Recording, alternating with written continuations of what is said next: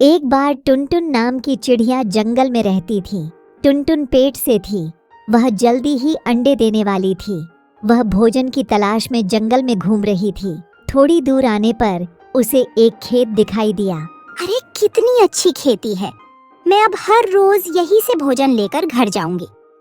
कल आते समय मैं कालू कौवा को भी साथ लेकर आऊंगी। तभी उसके पेट में तेज दर्द होने लगा। अरे बाप रे, यह क्या हो रहा है? मेरे पेट में अचानक से दर्द क्यों हो रहा है? डॉक्टर ने तो 7 दिन बाद का समय दिया था। मुझे जल्दी से घर जाना होगा। टुनटुन घर की तरफ निकल पड़ती है। थोड़ी दूर जाने के बाद टुनटुन का पेट और ज्यादा दर्द करने लगता है। अरे शायद मैं अब घर तक नहीं जा पाऊंगी। मुझे यहीं रहना चाहिए, लेकिन उसके लिए अच्छी जगह की खोज करनी पड़ेगी। टुनटुन दर्द में थी, इसलिए वह आसपास अच्छी जगह की खोज करने लगी। थोड़ी देर खोज करने पर टुनटुन को एक खाली घर दिखाई दिया। हाँ, यह घर मेरे लिए ठीक रहेगा। शायद इस घर में कोई नहीं रहता।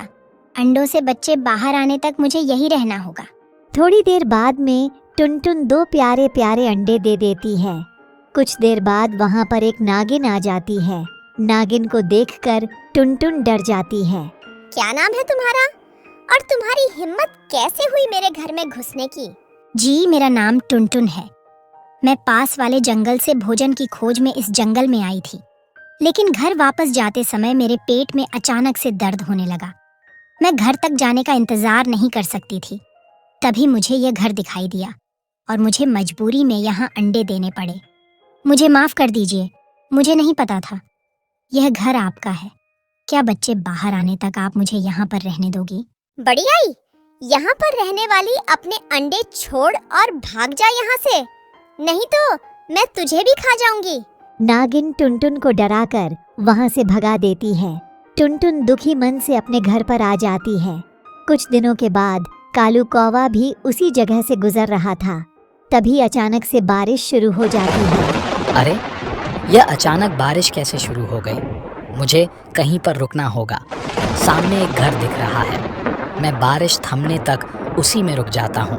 कालू उसी घर में रुकता है जिसमें नागिन ने अंडे रखे हुए थे। बहुत सारे अंडों को देखकर कालू को डर लगने लगा। अरे बाप रे, यह मैं कहाँ आ गया? यह किसी शिकारी का घर लगता है। तभी तो यहाँ पर इतने सारे पक्षियों के कंकाल हैं और इन अंडों को खाने के लिए रखा है। इससे पहले शिकारी यहाँ आए मैं खिसक लेता हूँ। कालू कौवा वहाँ से उड़कर सीधा टुनटुन के घर जाता है और देखता है कि टुनटुन घर पर अकेली उदास बैठी है। टुनटुन बहन, क्या हुआ? तुम उदास क्यों बैठी हो? टुनटुन अपने अंडे वाली बात काले कौवा को बता देती है। काला कौवा जैसे ही टुनटुन की अंडों वाली बातें सुनता है तो वह समझ जाता है कि टुनटुन के अंडे उसी घर में हैं, जिस घर से वह अभी उड़कर आ रहा है। टुनटुन बहन, तुम चिंता मत करो, मैं तुम्हारे अंडे वापस लाकर दे दूंगा। कालू की यह बात सुनकर टुनटुन खुश हो जाती है और कालू से बोलती है, तुम मेरे अंडे कैसे लाकर दोगे? तो कालू उसे बारिश वाले दिन की सारी बातें बता देता है और दोनों मिलकर एक प्लान बनाते हैं। कालू प्लान बनाकर फिर से उसी घर की तरफ निकल पड़ता है और वहां जाकर देखता है कि नागिन घर के अंदर अंडे गिन रही है। यह देखकर कालू जोर से डगार लेने लगता है। आज तो मजा ही आ गया। कालू की डगार सुनकर नागिन कालू के पास जाती है और बोलती है, अरे कालू, तेरे को क्या मस्ती छड़ी है जो मेरे घर के पास आकर इतनी जोर से डगार ले रहा है? इतना जबरदस्त तूने क्या खाया है कि तुझे इतनी तेज डगार आ रही है?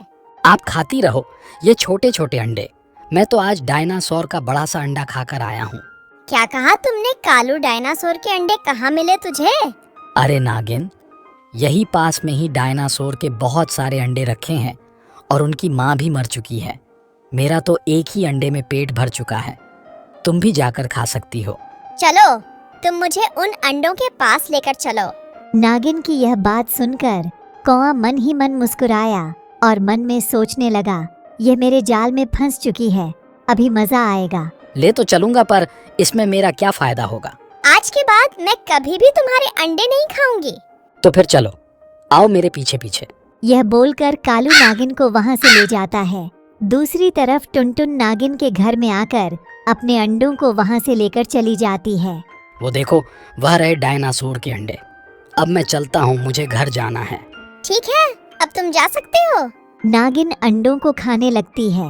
तभी वहाँ पर डायनासोर आ जाता है। डायनासोर को आता देख नागिन डर जाती है और वह सोचती है कि कौआ तो बोल रहा था कि इन अंडों की माँ मर चुकी है। इसका मतलब वह मुझे झूठ बोलकर यहाँ पर लाया है। वह जानबूझकर मुझे मरवाना चाहता है। शायद मैंने उन पक्षियों के अंडे खाए हैं, इसलिए वह सब मिलकर मुझे मरवाना चाहते हैं। वह यह सब सोच ही रही होती है। तभी डायनासोर उसके पास पहुँच जाता है और उसको मार देता है।